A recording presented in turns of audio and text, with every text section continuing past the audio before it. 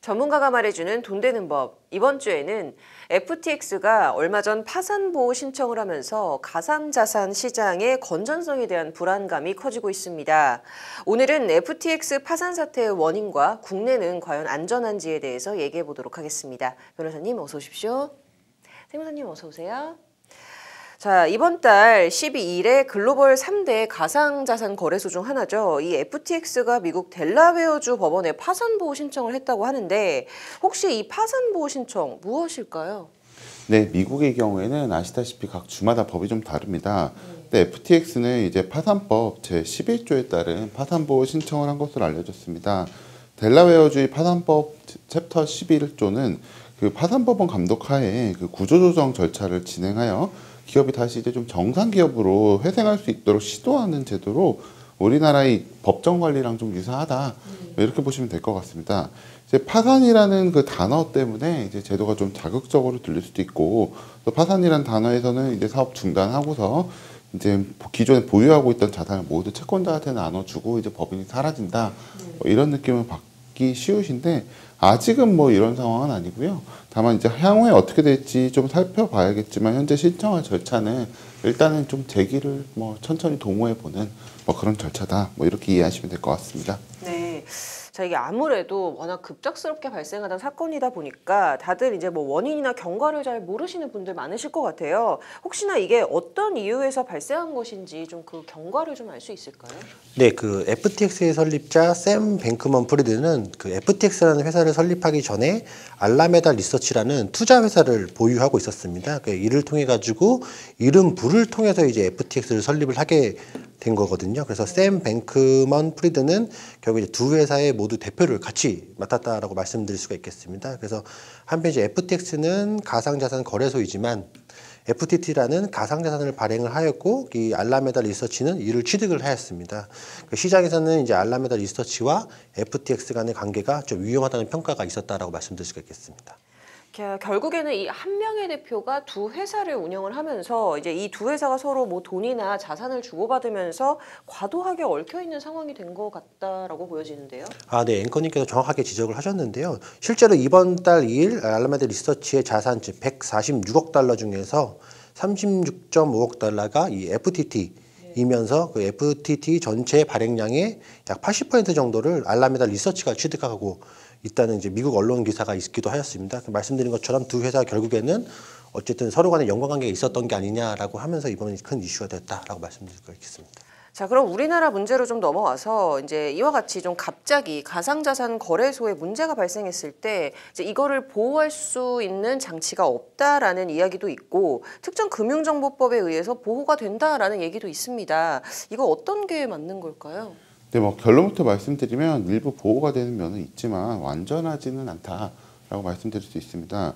특정금융정보법 제5조의 2에 따르면 이제 가상자산 사업자는 고객이 예치금을 가상자산 사업자의 그 자신 고유자산과 구분해서 관리하도록 하고 있다는 점에서는 뭐 일부 보호가 되고 있다라고 할 수도 있지만 하지만 이제 가상자산 사업자가 일반적으로 거래하는 채권자가 이제 고객이 예치금에 대해서 이제 강제 집행을 할 수 없느냐 여기에 대해서는 또 규정이 없습니다. 그래서 이제 물론 상법 뭐 103조는 이제 위탁매매인이 이제 위탁자로부터 투자자겠죠. 받은 물건이나 유가증권 등을 위탁매매인이 것이 아니라 위탁자, 여기서 가상자산 거래소를 의미합니다. 가상자산 거래소의 소유로 본다라는 뭐 내용이 있지만 하지만 이제 먼저는 이제 가상자산 사업자들을 위탁매매인으로 볼 수 있을지 그리고 가상자산 사업자가 보관한 현금의 경우에도 이와 같은 그 규정이 적용될 수 있는지는 이제 판례 등을 통해서 좀 축적이 될 필요가 있는데 아직 이런 판례 등이 많이 없습니다.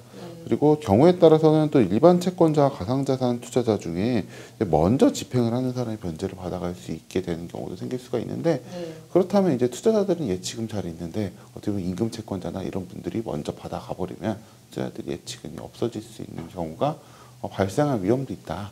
아직은 이게 불투명한 상황이다. 뭐 이렇게 이해하시면 될 것 같습니다.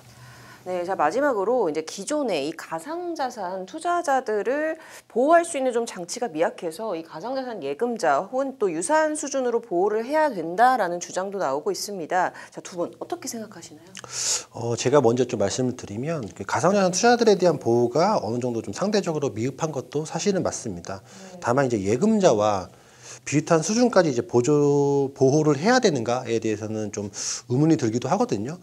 예를 들어서 이제 예금자 보험자 보호법에 따라서 예금자가 그 보호받는 것들은 이제 국민들이 개인적으로 집에 현금을 쌓아둘 수밖에 없는 특수성이 있잖아요. 예전에는 뭐 저희가 뭐 이불밑이나 이렇게 항아리 이런 데 구분하는데 그럴 수 없기 때문에 금융기관은 별도의 기관을 통해서 자금을 이제 보관할 수밖에 없는 현실적인 문제가 좀 있거든요.